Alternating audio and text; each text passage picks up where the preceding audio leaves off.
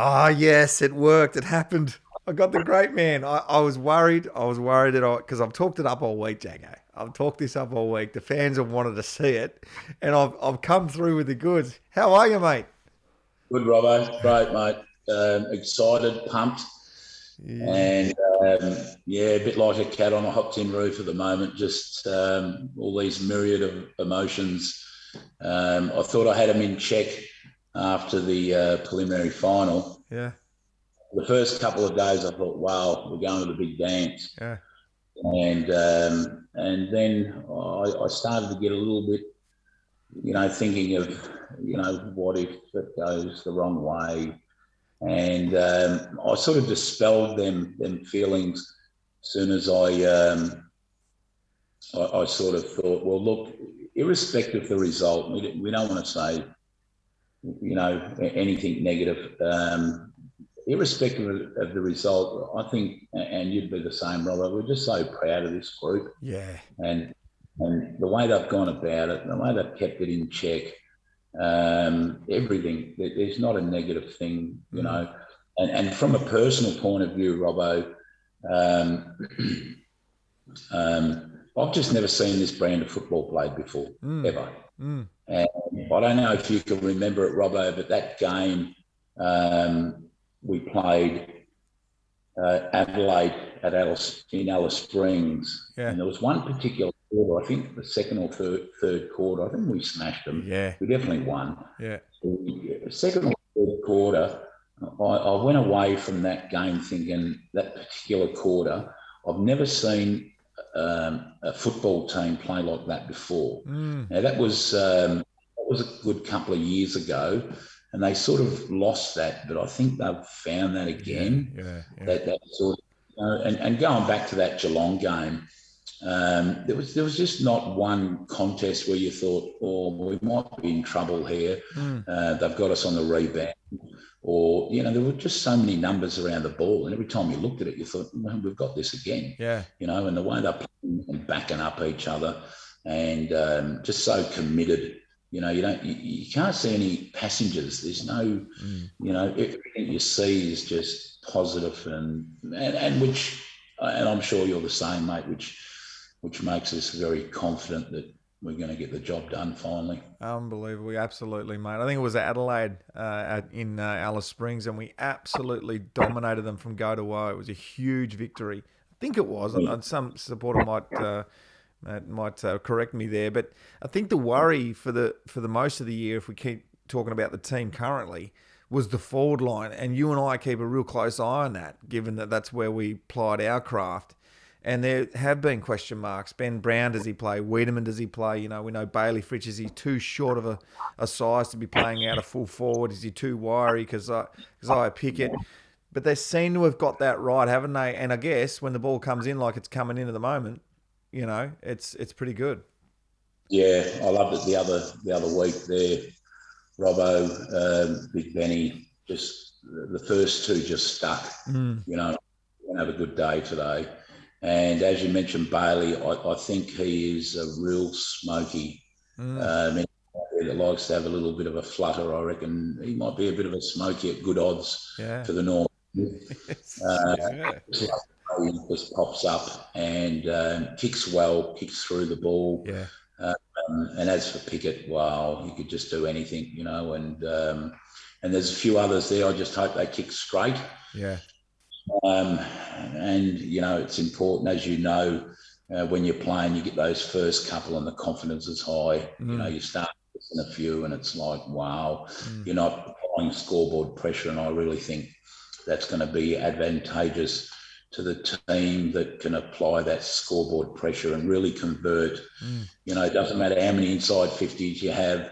If you haven't got that score on the board and you're applying that pressure, Yeah. uh, things can sort of go astray. But yeah, let's just hope. Yep, everything's crossed, mate. The fans are loving this. They're loving me talking to the old boys. I've had a chat to Schwarter. I've had a talk to Nita, guys that you ran around with back in the day. They've loved the stories and they've loved hearing about the old days. Yes, we've got an eye on this weekend, but let's talk about your early days in football, mate, because you came in as a more mature player. But Yeah. early days of football, I know your mum was a big deal in your life, and you and your brother, and trying to keep you two in check. She must have had her work cut out for her growing up, mate. You two boys bashing away at each other in the backyard, I'm sure. What was it like junior footy for you? Yeah, I suppose like most players that played AFL or played at the elite level, we were all sort of head and shoulders above everyone else in that competition. You Mm, know, I'd like to think I had a fair bit to do with Glenn's upbringing as being probably the greatest centre half back, yeah. you know, that's ever played the game. I gave him quite a few good hidings in the back. There's no doubt about that. But you know, in that 4 or 5 year age gap, Yeah.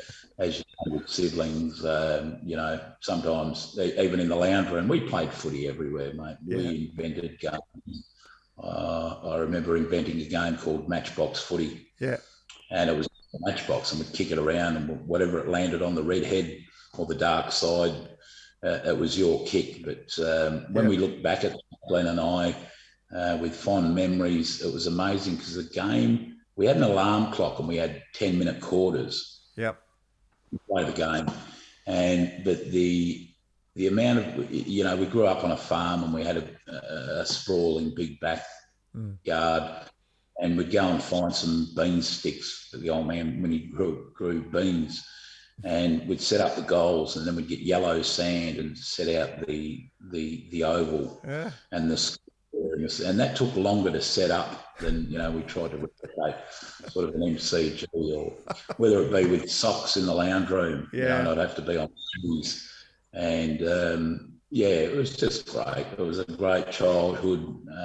We just lived for footy, and there was nothing that we couldn't turn into a football. And yeah, just fond memories. I love Yeah. that because that sounds a lot like Neil Danaher tells a story about playing against his brother and brothers, and Terry was just it was unforgiving. He'd never give him a break, you know. Even though he was 2 or 3, 4 years older, he just made sure that he lost every single time. Neil, you're not getting the ball. That was just like a little bit of side fun you'd have. But yeah, that resonates with me. Robbo, that's, yeah, I never gave Glenn an inch, and he landed more times than not with his face in the mud I love it because and things like that. But that's what bigger brothers do, you know, even though I've always had his back yeah. and things like school and things like that. But yeah, there was no, you know, and test match cricket and all sorts of things we played, you know. Yeah. Well, you're lucky you had a brother. I had 3 sisters, mate, and I annoyed the absolute piss out of them every single day. But anyway, that's my life. You may get to the AFL, you know, a little bit later than most, and you burst onto the scene. Really, you sort of spend half the season in the reserves after an early game, and then you come back, and everyone knows the story how you set the record for the fastest to 50 goals. Uh, you played the game, I reckon a bit. I reckon we're similar in that we could go both ways. We could play that leading forward, mark the ball, go back and kick. But if it was on the ground, mate, you were deadly. Just good balance and could kick them from anywhere. You just love playing in the forward line, yeah.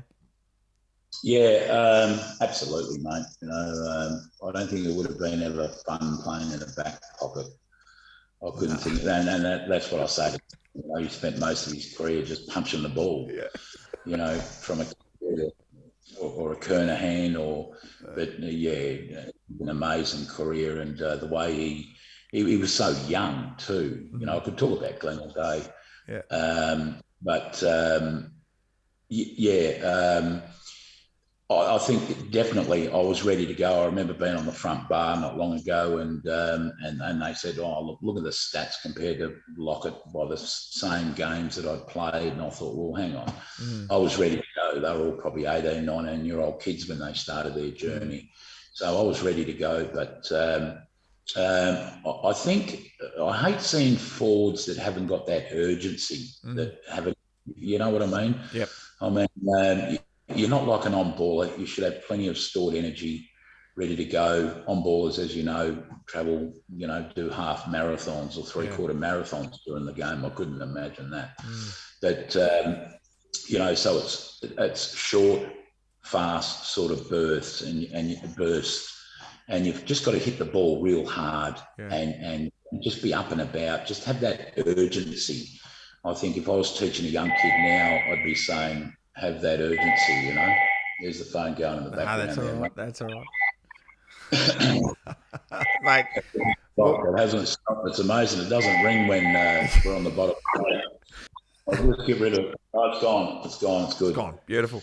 Hey, let's talk about I chatted to you during the week on the phone about a game I saw that just popped up on Facebook, and it was a game you played on Gary Pert, who's now our CEO, which is ironic because he you towed him up that day, and he actually got moved off you, and this was at Vic Park.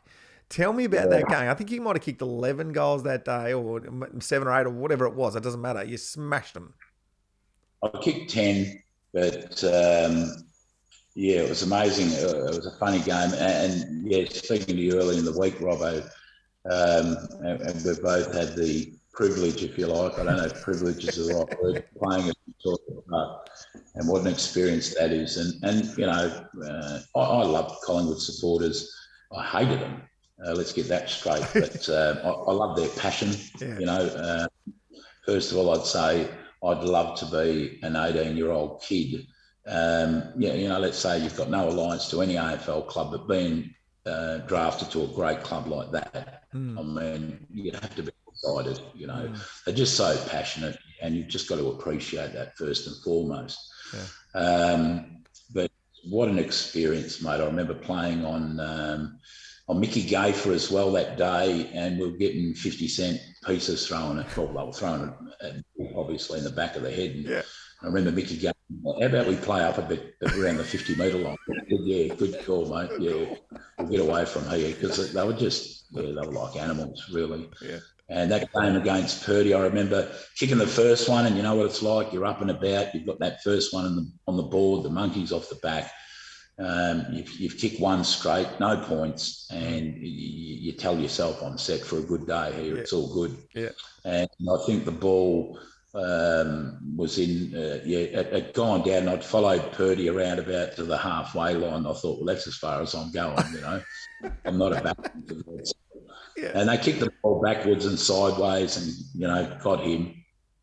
And, you know, 3 minutes after my first goal, Purdy's got a goal. So you imagine the banter back in the back line, the Collingwood supporters going, yeah, your mate's got a goal on you as well, you know, or your opponent's got a goal. Yeah, and of course, Swooper dragged me. And I had a quick word to him on the phone. He said, look, stay warm. You'll go back on. You know what you did wrong. You should follow him down. And I thought, yeah, got all that. And of course, I can't remember who the runner was that day, but he told me to go for a run down the boundary line. And I said, go to hell. I'm ready. I just started shaking my legs on the, you know, just sort of jogging up and down on the spot while I'm just sitting there and going, I'm warm. Don't worry about that. I'm ready to go, but I'm not walking down that bloody boundary line, that's for sure. How scary it was, you know, and sitting in them old tin sheds. Yeah. Jesus Christ, on the sideline there were fists coming through and the abuse. It was just like, mate, I've got to kick some goals today here. I've got to do. You just grow an extra leg. It's like you get this adrenaline. And you just didn't want to be around Melbourne and Copper Hyde. And I had mates too that would go, oh, Purdy's going to give it to you today. And you just didn't want to end that game, you know, down on the scoreboard or getting beaten. So, yeah, that was an interesting day there with Purdy, that's for sure. It was. I love all that because I can relate because I did the same thing. And mine was a practice match pre-season because we were at the end of Vic Park. And Joshy Fraser, the number one draft pick, I think he was the ruckman, and I've given it a little bit extra after a free kick already, and I think I might have got reported, and they've dragged me straight away, and I've given it back to the crowd like an idiot, just inexperienced Tasmanian, had no idea about Vic Park. Well, I learnt pretty quickly you don't do that sort of stuff because same thing, they were just smashing on the. I feared for my life. Yeah. But why not? I remember that day I was walking off and I remember Gary and Jimmy both sort of took a side each and they went, look, they've got long memories. I just wanted to wave to them. That's all I wanted to do. Look, I've won this one and, you know, and we had a win, of course, which was the most important thing. Yeah. But I distinctly remember Jimmy and Gary just grabbing a side and going, just let's go back in the rooms, have a shower, just let it go, mate. They got long memories, don't worry. But I mean, that's what it's all about. I mean, you know, you love a challenge, as I know you did as well, Robbo. Yeah. And I love to challenge myself and give it to them. You know, give it to them all day long, and we live to fight another day. Yeah. And off you go again. And sure, I've had days where I got beaten, and you walk off with your tail between your legs. But so what? That's what the battle's all about, and the contest is all about. And that should inspire again to come back bigger and better. Yeah. You know, just go again. You know. Yeah, I love all that because I reckon that's how I went about it. Football for me was an opportunity to see what I could do. What was the craziest and wildest thing that I could do? Whilst obviously the ball was the object every single time. You wanted to kick a goal. Like marks were great and taking hangers were great, but you wanted to put that ball through the sticks. That's all you were thinking. So if the ball's up there in the air, I'm going for it. I don't care. And then how crazy from the boundary line can this kick be? You know, nothing held me back. And it was the same with you, I reckon. I reckon you saw the ball, it was instinctive, you went there and you were just trying to get the ball through the sticks. Like that game at the MCG against North Melbourne, one of the best games you've ever played, I reckon. Everything just clicked that day, didn't it? That scissor kick goal. Absolutely, it was. And like you say, as forwards, like we were, I mean, you're going to get judged on how many goals you kick. Just like on ballers are judged on the amount of possessions they get. Backmen, of course, are judged on what their opponent did. If they, you know, a Jake Lever keeps his man goalless, well, and he's only had 3 kicks, he's done his job. Yeah. But unfortunately, it's a bit more pressure on the forwards. Sure, there are assists, and they're well documented these days. But it's basically marks and goals, you know, and what your contribution is on that scoreboard. And I don't think. It's funny because anyone that knows me knows I'm not a greedy person. I'm definitely not. But it was instinctive. Sometimes you could have given it off when you see on a replay. But it's like, you know, especially when you've got both sides of your body, and I could pretty much kick either side equally as well. And you know, I only needed, you know, I could turn pretty quick on a 5 cent bit if you like. Yeah. And screw the ball back over my shoulder, over my head. And, you know, one thing I learned with the difference between playing senior footy and let's say a lower grade, that you haven't got much time. You know, anyone that debuts will tell you the game's a lot quicker than you ever anticipate or you ever think of. Yeah.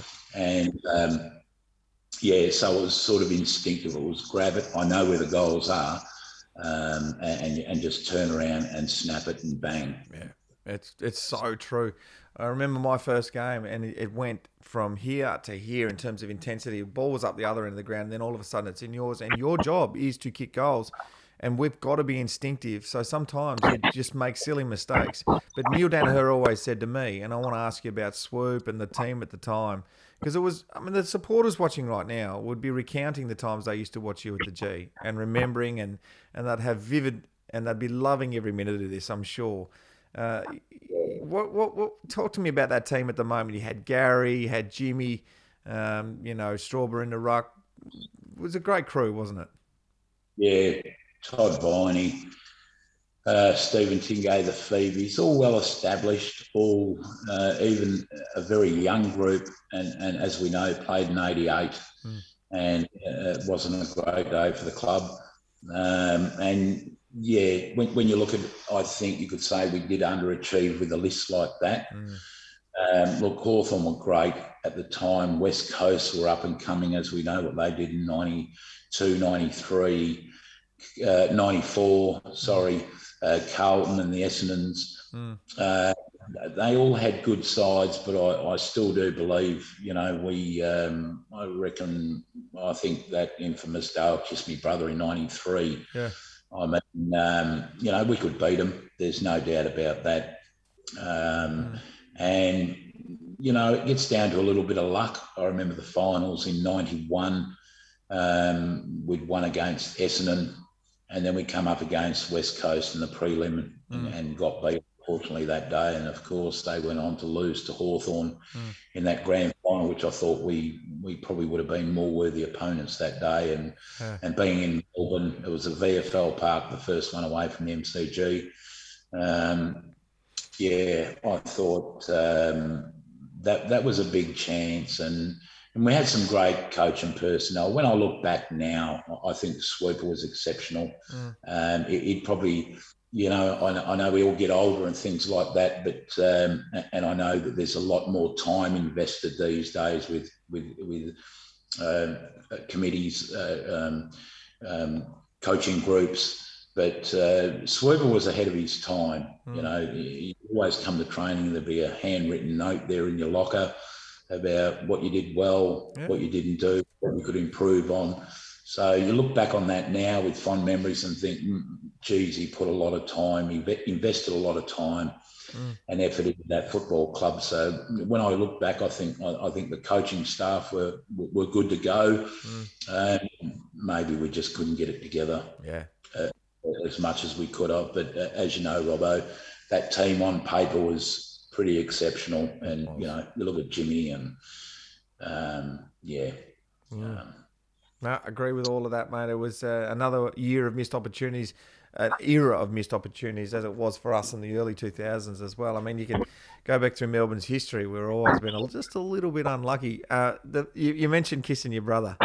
Talk me through all of that. You had a big, because you like to get a bit on the yap too out there. Could see that, especially against Purdy. Love to get on the yap.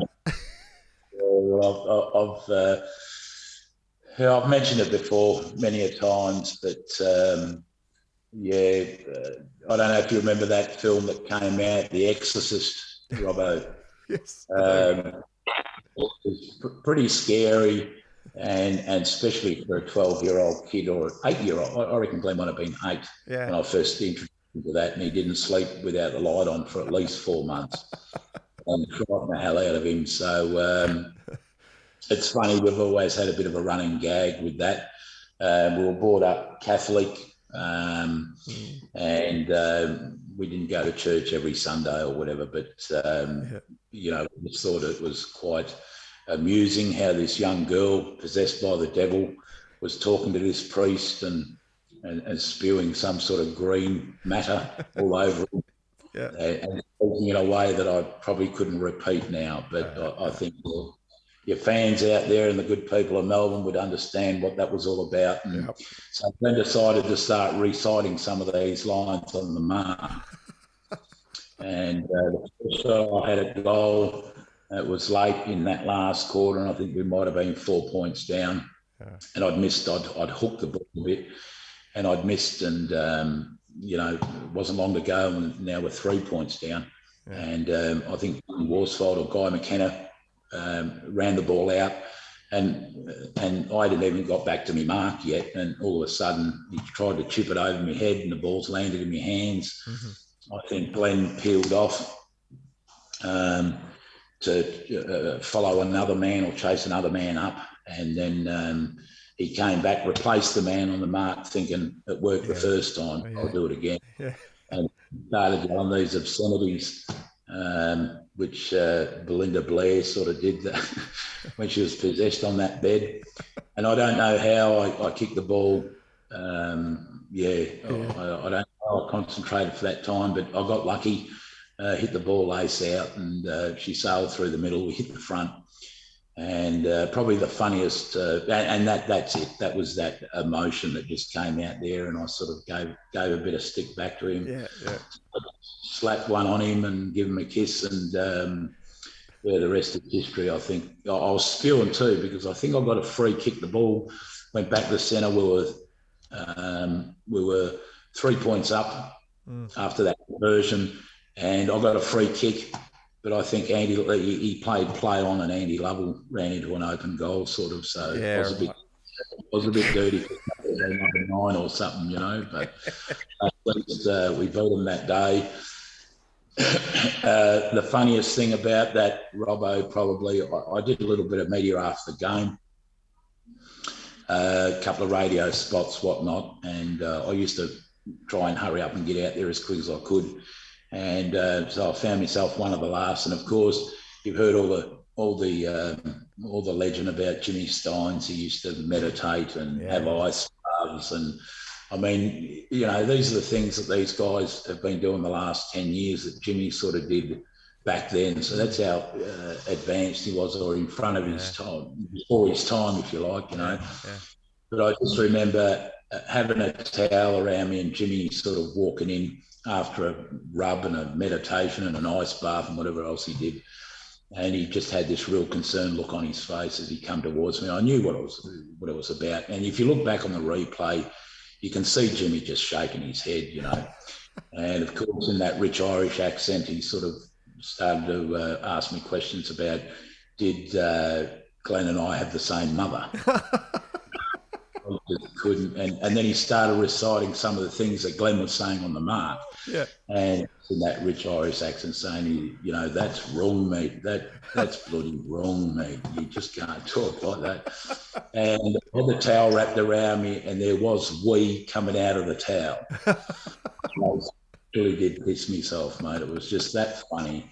And I think he looked at me for the next 2 weeks after that. He just shook his head and just thought, God, and I don't know if Jimmy ever knew the full story behind that. I think I might have told him about the Exorcist and whatnot, but he was still just shaking his head and just didn't believe that two brothers could be talking to each other like this. Memorable, that's for sure. If you can't kiss your brother on a footy field, who can you kiss, mate? Especially when your mum was in the grandstand that day. Probably again. I'll never forget, I was living in Williamstown at the time and we were going over the Westgate Bridge, and Glenn used to stay for a couple of days, and especially with Mum being there, and we'd get together for a couple of days and we had a laugh. I remember leaving the MCG, we might have had something at the Red Leagues Club or something like that night, and Glenn came up and we had a couple of drinks and whatnot, and then we just all got in the car and we were still laughing about it. It was just a laugh. It was just like being in the backyard. I love it. Glenn was laughing, Mum was laughing, and then all of a sudden there was no laughing. It just sort of stopped. And I remember just looking over at Mum, and we'd only lost Dad a couple of years before that, so and Mum was crying, just really quietly. The tears were just flowing. And I look back at Glenn in the rear vision mirror. He had tears in his eyes, and we just all drove home crying. So, that sticks in the mind, vividly. But we wiped them away and went back inside and had a drink. It was all good. No, that's absolutely amazing. I can only imagine because obviously having 3 sisters, to be out on a footy field with a sibling playing against, and to be a mum in the grandstands watching this unfold and happen, she just would have been thinking, I wish Dad was here to see this. He would have been absolutely loving it. Mum was proud. She was very humbled, but deep down she was very proud. She really was, and always with Dad in her thoughts.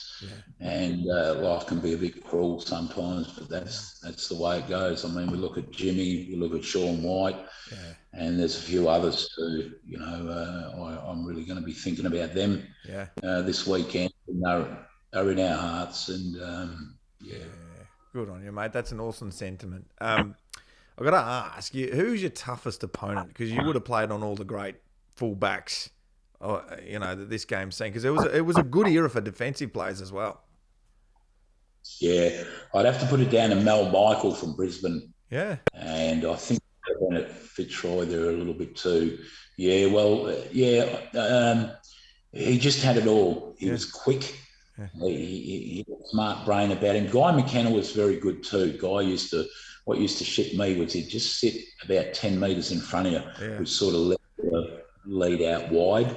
And sometimes that wasn't the best option to be kicked to when you're leading out wide. I mean, you've got a Todd Biney running or a Lukey Beveridge and you sort of push to lead wide. They might look for another option. So that's a good way of curtailing a forward. I think that I found that more frustrating when I didn't mind when they stood right next to me because you knew and you'd know, Robbo, as a forward, you've got the gun. You know, it's when you take off. Yeah. And I mean, we'd beat Usain Bolt over the first 2 or 3 metres when you've got the gun. You know, I'm going to go now, and you don't know when I'm going. But definitely Mel. I respected all my opponents, no doubt. I played on a few that were pretty average. I didn't think they were up to the mark. I probably should have asked that. Who was the worst? Can't say that. That's can't. They're all playing at the highest level. Yeah. But you know, if you did have a guy that was a little bit stronger, or you felt that they had that strength. I remember once playing on Hurd, not James Hurd, of course, but in a final against, and I think Sheedy's thinking was, you know, this bloke's pretty quick off the mark, so we'll play someone that can match him with that speed and that explosiveness off the mark. But then, you know, you knew you had it all over him strength-wise.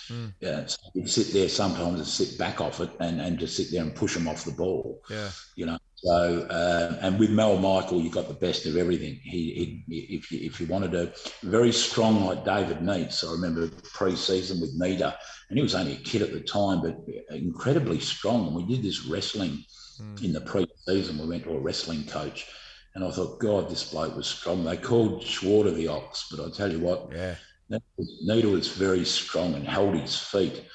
And I found Mel Michael like that, so he was just as quick. Yeah. So you had to be on your game to kick goals against the old Mel Michael, for sure. Yeah. And a premiership player at Brisbane. He was a quality player for sure. Yeah, absolutely he was. I didn't play on him too much. Nita would get him most of the time, but certainly you played around him, you could feel that power. Now, mate, you're in Perth. You're lucky sod. You're going to the game and you're working over there at the moment because everyone's always a Melbourne supporter's like, where's Alan Jakovich now? Because you did retire away from public life for a long time because that's your go, and you went to work elsewhere, and you've bobbed up obviously on that footy show a couple of years ago and back at the MCG, and everyone was just loving seeing you, mate. So talk to me about what you're doing now, and you're going to the grand final. Going to the grand final, mate. I've been involved we're still charter fishing. And that's sort of come to a bit of a halt in Coffs Harbour, where I live and my family are, which I haven't seen for a couple of weeks. But I know my wife's watching right now because she loves your podcast, apparently. So, loving and missing them immensely. But we've been doing a bit of work off the Abrolhos Islands, which is out of Geraldton. Yep. And so that's about it, mate. Yeah, just still involved in that, and we do a little bit of construction in the off season when we're not taking people out fishing and whatnot. Yeah. So involved with that and enjoying it. Awesome, mate. And lastly, before I let you get back to it's probably beer o'clock, I would have thought, mate, if you haven't already had one. It's probably time to open up a frothy, but nice to calm the nerves.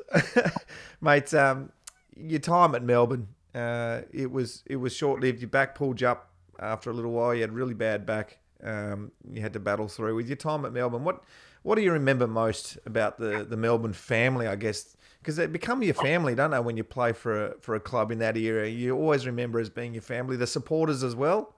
What do you remember about your time? Absolutely, Robbo. I think every club's got great supporters. Melbourne, you could just see a bit of the sadness or wanting success, and that's who I'm really hoping for, like the players, and I think we all are.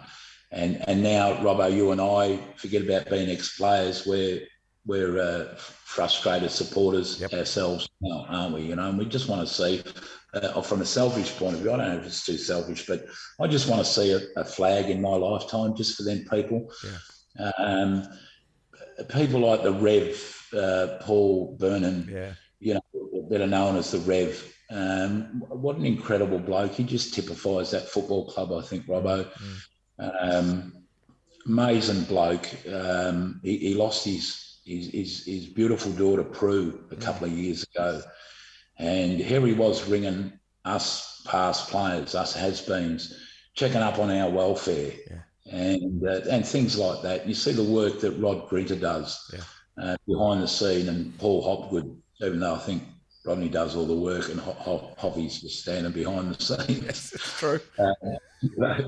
We like to give Hoppy a bit of shit, don't we? We do. But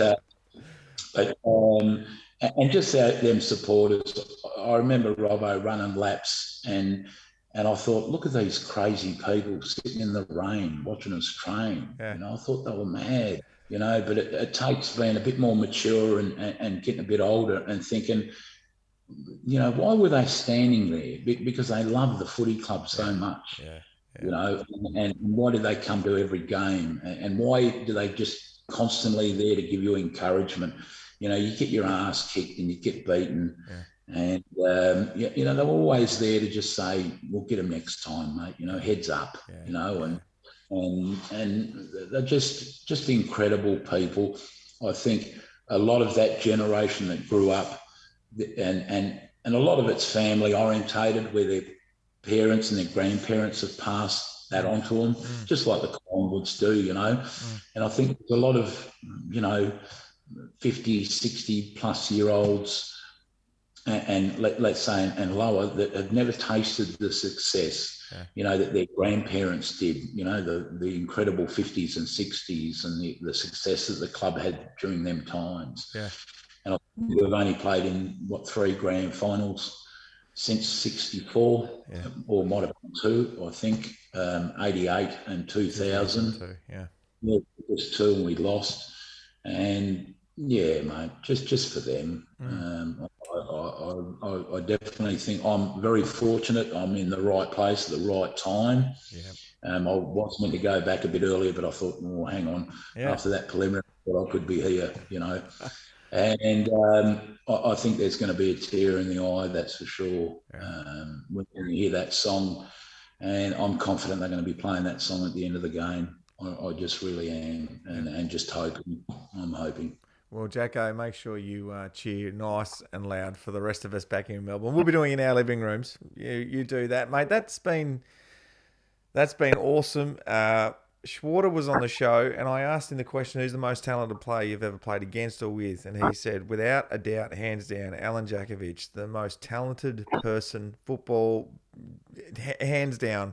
That's a feather in your cap, mate, because Schwarter was pretty talented too, wasn't he? Ditto with Schwarter, mate. I've never seen anyone jump like Schwarter could jump. I remember Barmy saying a while ago that he just enjoyed watching him play. He just sit back like a supporter, and he was a freak. Unfortunately, we didn't play too much together. When I was injured, he was playing, and probably most of that time on one leg. And of course, when I was up and about, Schwarter had just done his first, second, third Rico.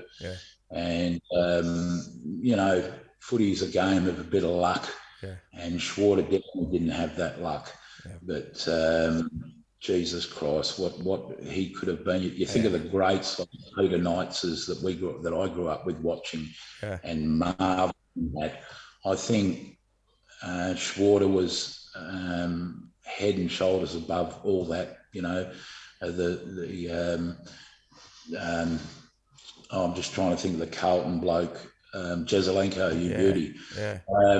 You know, David Schwartz would have been, and testament to him. I mean, he had a great career and exceptional. But could you imagine if he was lucky enough not to do a knee and just have healthy knees like I had, like you had during your career, what he could have achieved. Sensational player, sensational bloke, an absolute legend, Schwarter, and I'm honoured to say that I played a couple of games next to him. He thinks the same of you, mate, and that's absolutely brilliant. Mate, Jacko, can I say thank you for what you gave to football in your short little go at it? We didn't see enough of you, just a bit, you know, the back pulled you up pretty quickly, but mate, I go back to some of those. I've been watching some of your highlights, and not because I knew that I was grabbing you on the show, but because they've just popped up for some reason. And I think Melbourne's popping up everywhere at the moment. And I just sit back and I look at, that was awesome to watch, mate. So thank you for that. And thank you so much for giving your time, because I know you are a giving person. you know, a lot of Yeah. people don't know enough about you, and if they knew you, they know that you'd do anything for anybody. So thank you, mate. Well, g'day, mate, and I know, and I enjoyed watching you. I really did. Of course, it was after me. I would have loved to play. When we caught up in Melbourne a few years ago, we sort of said it would have been great to be playing together. You would have been standing on my head a few times, I suppose, but it would have been great to get a good battle between us. I'm sure it would have been great. Oh, But just wanted to say, Robbo, love and thinking of all the people back in Melbourne. Life's cruel to us at the moment, but no more to anyone in Melbourne at the moment. You know, the lockdowns, there was an earthquake. I thought, how bad is this? Can yeah, this get? yeah. You know, but I'm thinking of everyone. I'm going to be cheering like hell on behalf of everyone. And I've got a duty there to just be a real big supporter and just wear it on me, Yeah. me heart on my sleeve, and take everyone with me. And one of the very fortunate few. I don't know how and why it's turned out this way, but here I am. I'm here. I've got a ticket to the big dance, and I'm just going to be hoping like hell that the boys bring this one home. Alan Just for the Jakovich. Alan Jakovich, you are a true champion of the Melbourne Football Club, one that everybody loves. I can't wait to catch up, you have a beer with you, and go on one of your fishing charters, mate. I'm coming. absolutely, Robbo. Anytime, mate. Anytime for you, for sure. And for that fact, any D supporter. Yeah. Absolutely. And go Dees. Go Dees. See you, Jacko.